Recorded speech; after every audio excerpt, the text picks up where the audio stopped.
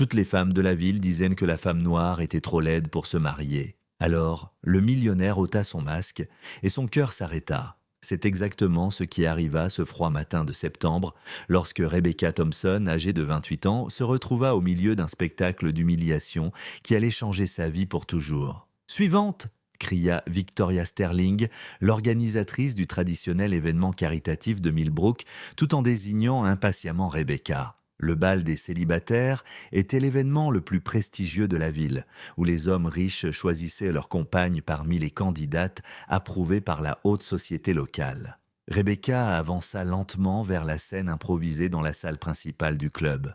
À ses oreilles parvenaient des murmures à peine dissimulés. « Que fait-elle ici? Qui a osé la présenter? Pauvre fille, elle ne sait pas que ce n'est pas sa place. » Victoria Sterling, héritière de la famille la plus riche de la région, ne cacha pas son mépris. « Cher ami, je crois qu'il y a eu une erreur. Cet événement est réservé à... Enfin, vous savez. » Son faux sourire ne dissimulait pas la cruauté, tapie derrière ses mots soigneusement choisis. « Il n'y a eu aucune erreur, » répondit Rebecca avec un calme qui surprit tout le monde. « Mon inscription a été acceptée, j'ai payé les frais de participation et je suis ici de plein droit. » Le murmure du public s'intensifia.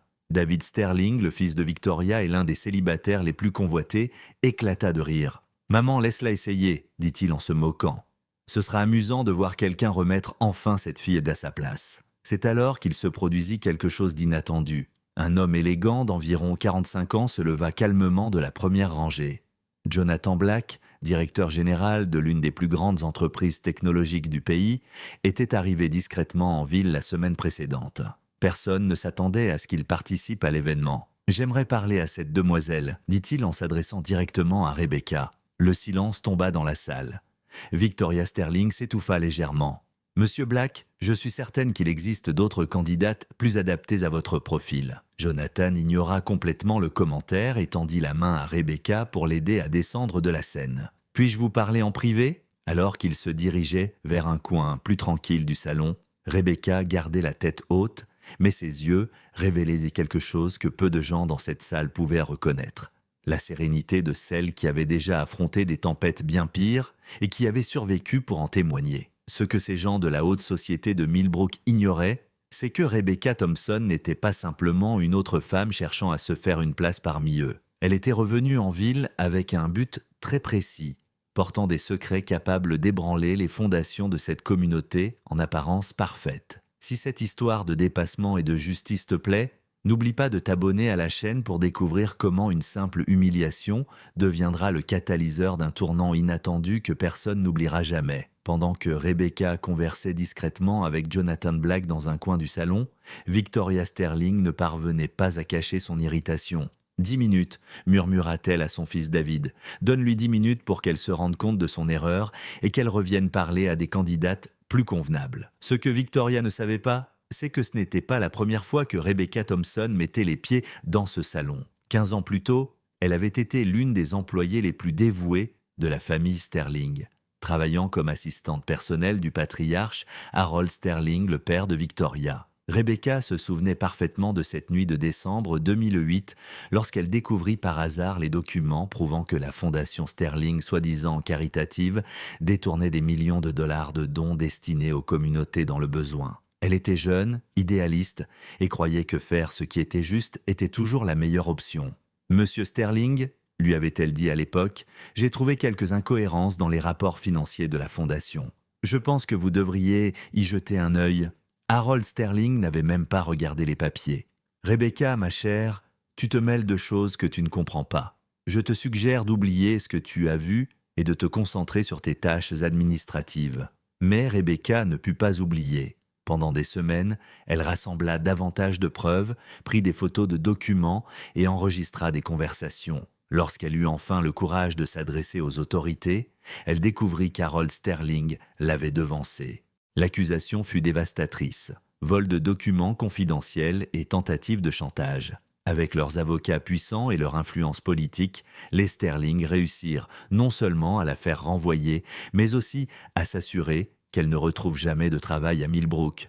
Une jeune femme noire perturbée qui tente de diffamer une famille respectable, avait alors déclaré Victoria aux journaux locaux. Rebecca fut contrainte de quitter la ville avec une simple valise et sa réputation en ruine. Sa mère, qui travaillait comme domestique pour d'autres familles de la haute société, perdit également son emploi par association.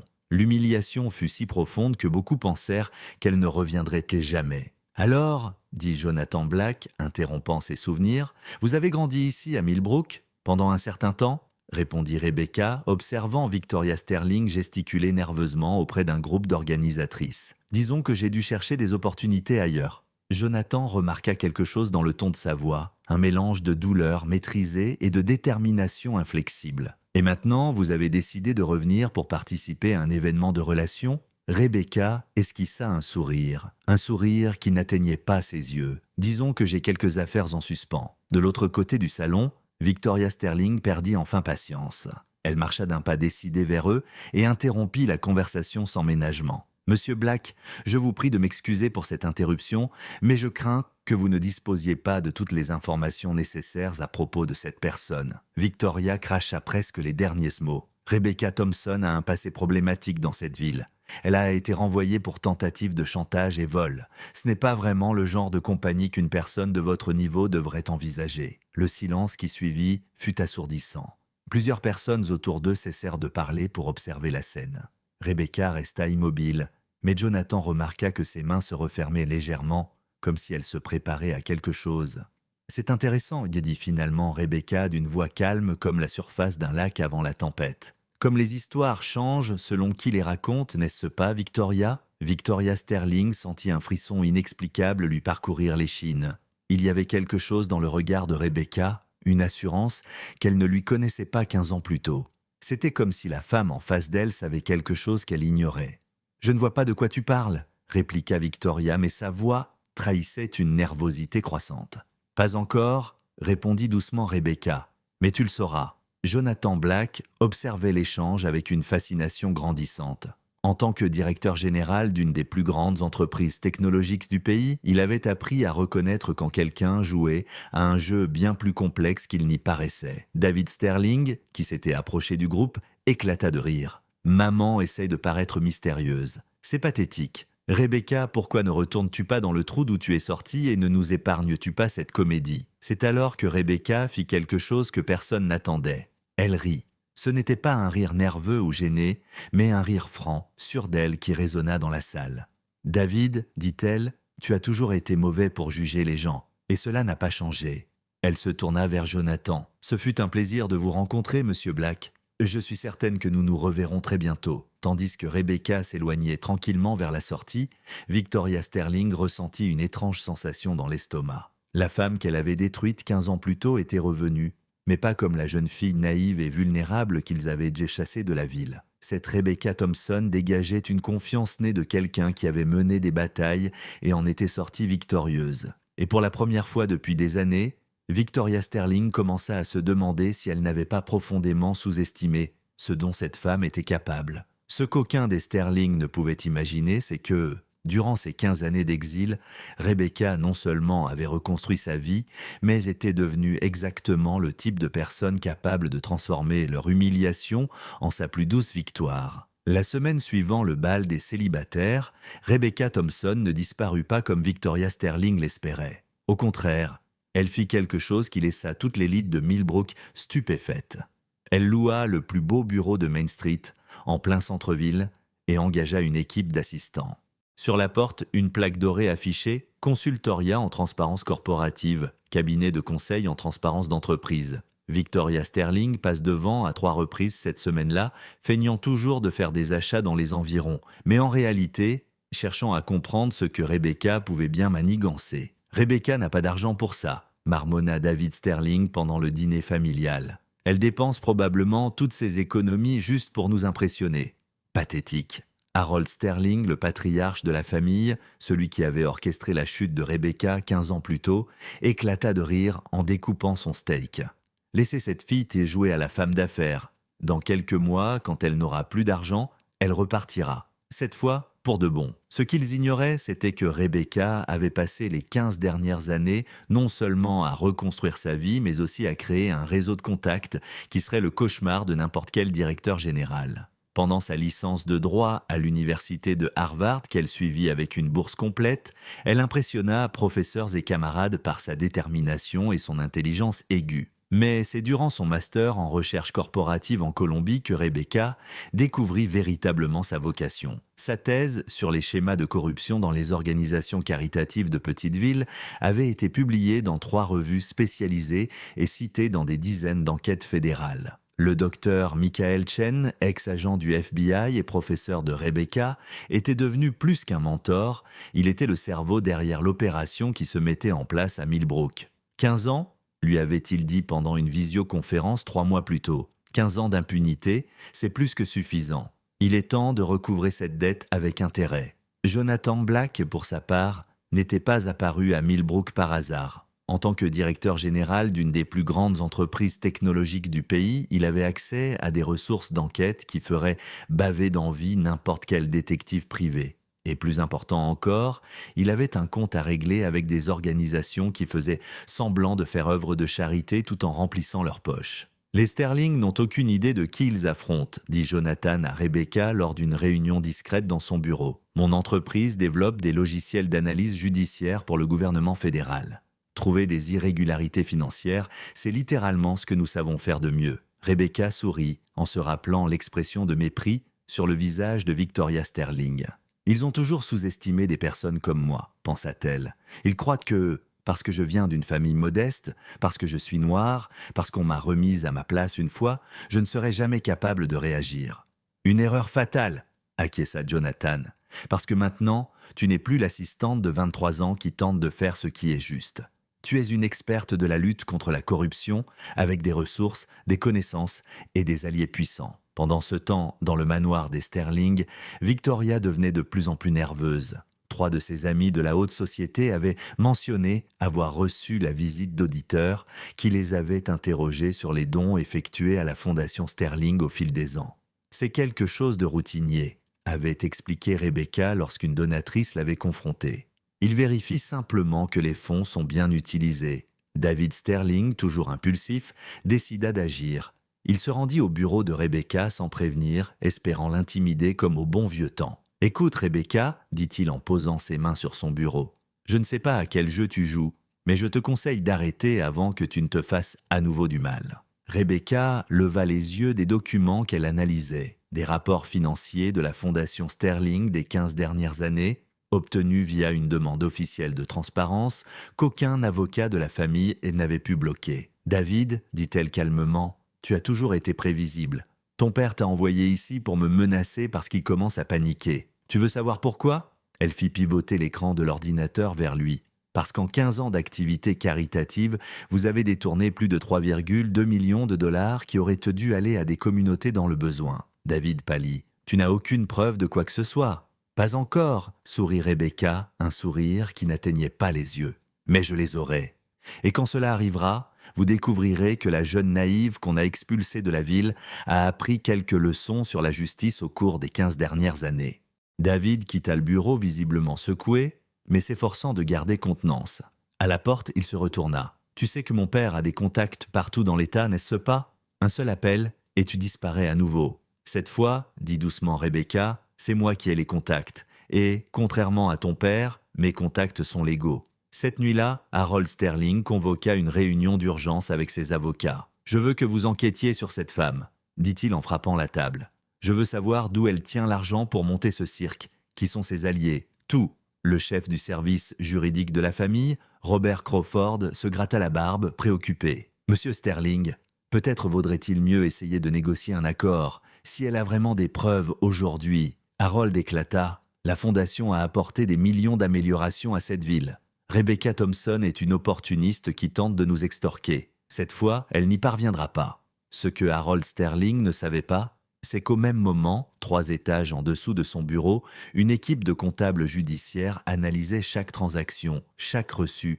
chaque virement bancaire de la Fondation Sterling depuis 1995. Et ce qu'ils étaient en train de découvrir était bien pire que tout ce que Rebecca avait pu imaginer. Les Sterling avaient bâti un empire fondé sur le vol systématique de ressources destinées aux plus démunis. Mais 15 années d'impunité touchaient à leur fin. Rebecca Thompson était de retour à la maison. Et cette fois, elle n'était pas seule. Comme une tempête qui se forme silencieusement à l'horizon avant de tout ravager sur son passage, la préparation méticuleuse de Rebecca atteignait un point de non-retour. Les Sterling continuaient de sous-estimer la femme qu'ils avaient humiliée et expulsée un jour, sans se rendre compte que chaque acte d'arrogance ne faisait que renforcer la détermination de celle qui avait déjà appris que la véritable vengeance se construit avec patience, intelligence et alliés puissants. Ce qui allait se produire lorsque 15 ans de preuves soigneusement rassemblées sortiraient enfin à la lumière était quelque chose auquel même les Sterling, avec toute leur influence et leur connexion, n'étaient pas préparés. La tempête que Rebecca avait orchestrée avec soin était sur le point de s'abattre sur Millbrook avec une force dévastatrice. Le vendredi 15 octobre, à 18 heures précises, exactement 15 ans et un mois après son expulsion de la ville, elle avait convoqué une conférence de presse dans la même salle où elle avait été humiliée lors du bal des célibataires. Victoria Sterling s'était réveillée ce matin-là avec une étrange sensation au creux de l'estomac. Au cours de la semaine, 3 grands donateurs de la Fondation Sterling avaient annulé leur contribution annuelle sans la moindre explication.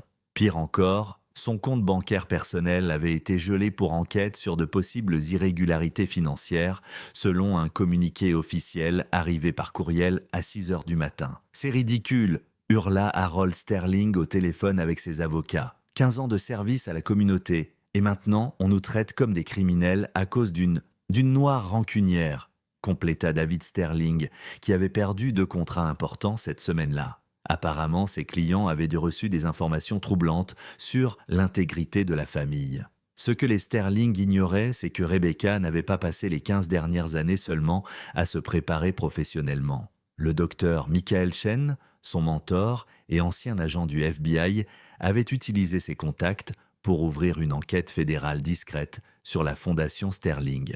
Pendant 6 mois, des auditeurs fédéraux spécialisés dans les crimes financiers avaient examiné chaque document, chaque transaction, chaque centime passé par l'organisation. À 17h45, Rebecca entra dans le salon du club social de Millbrook, vêtue d'un tailleur bleu marine impeccable. La même salle où, 15 ans plus tôt, elle avait été traitée comme un objet à vendre. Cette fois pourtant, la table principale était occupée par des procureurs fédéraux, des agents du FBI, des journalistes de la presse nationale et des représentants du service des impôts. Jonathan Black était assis au premier rang, non plus comme un simple spectateur curieux, mais comme témoin clé. Son entreprise avait fourni gratuitement des analyses médico-financières retraçant chaque dollar détourné par les Sterling au cours des 15 dernières années. Victoria Sterling arriva accompagnée de Harold et de David, tous escortés par des avocats visiblement nerveux. « C'est un cirque !» murmura Victoria à son mari. « Elle essaye de nous humilier publiquement. » « En réalité, dit Rebecca au micro d'une voix calme qui résonna dans la salle bondée, « je suis ici pour présenter des faits. Il y a 15 ans, j'ai été accusée de tentative de chantage pour avoir voulu révéler des irrégularités dans la Fondation Sterling.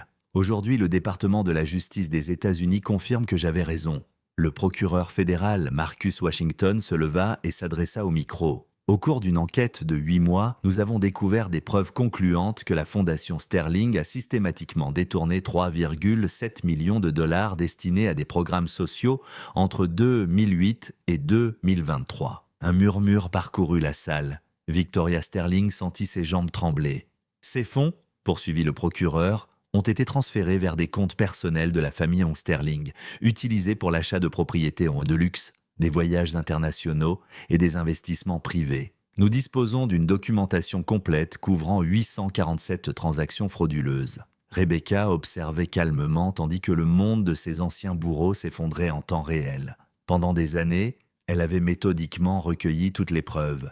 Des relevés bancaires obtenus par mandat judiciaire, des enregistrements de conversations faits par des employés repentis de la Fondation et des documents internes transmis par des comptables rongés par le remords. « Mensonge !» cria Harold Sterling en se levant brusquement. « C'est une campagne de diffamation orchestrée par une femme rancunière.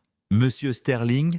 interrompit calmement l'agente fédérale Lisa Chen, cousine du docteur Michael Chen, « vous êtes officiellement accusé de fraude, de blanchiment d'argent et de détournement de fonds publics. » David Sterling tenta de sortir discrètement de la salle, mais 2 agents fédéraux lui barrèrent le passage. « Monsieur David Sterling, vous êtes également inculpé des mêmes crimes. » Victoria Sterling regarda autour d'elle désespérée, cherchant des visages familiers, mais ne trouva que des regards de surprise, de déception et même de colère. Madame Patricia Morrison, l'une des plus grandes donatrices de la fondation, était manifestement furieuse. « Mon argent était destiné à nourrir des enfants dans le besoin », cria-t-elle. « Vous vous êtes acheté un yacht ».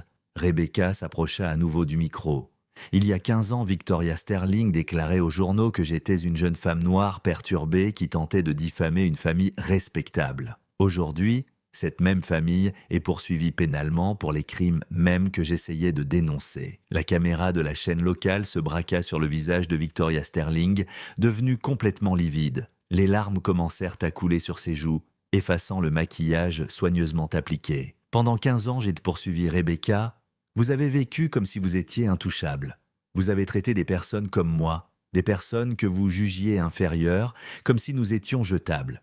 Vous avez utilisé les préjugés pour dissimuler vos crimes. » Harold Sterling tente une dernière carte désespérée. « Elle ment. Cette femme a été renvoyée pour vol. Elle n'est pas digne de confiance. » Le docteur Michael Chen, resté silencieux jusque-là, se leva calmement. « Monsieur Sterling, je suis le docteur Michael Chen, ancien agent spécial du FBI et professeur de recherche criminelle à l'université de Columbia. Rebecca Thompson a été mon étudiante en master. Ses travaux sur la corruption dans les organisations caritatives des petites villes ont été publiés dans 3 revues académiques et cités dans 47 enquêtes fédérales. C'est littéralement l'une des principales expertes du pays pour détecter précisément le type de crime que vous avez commis. » Le silence qui suivit fut assourdissant. Victoria Sterling éclata en sanglots. David Sterling était en train d'être menotté. Harold Sterling, lui, paraissait avoir vieilli de 10 ans en 10 minutes. « Le patrimoine de la famille de Sterling est en cours de gel », annonça le procureur. « Vos comptes bancaires, propriétés et investissements seront liquidés afin d'indemniser les victimes de vos crimes. » Rebecca regarda directement Victoria Sterling. « Il y a 15 ans, tu m'as dit que je devais savoir quelle était ma place. Aujourd'hui, c'est toi qui apprends où est la tienne. » Jonathan Black observait la scène avec un mélange d'admiration et d'étonnement. La femme qu'il avait connue comme une participante humiliée à un événement mondain était en réalité une force de la nature qui avait consacré 15 années de sa vie à faire triompher la justice.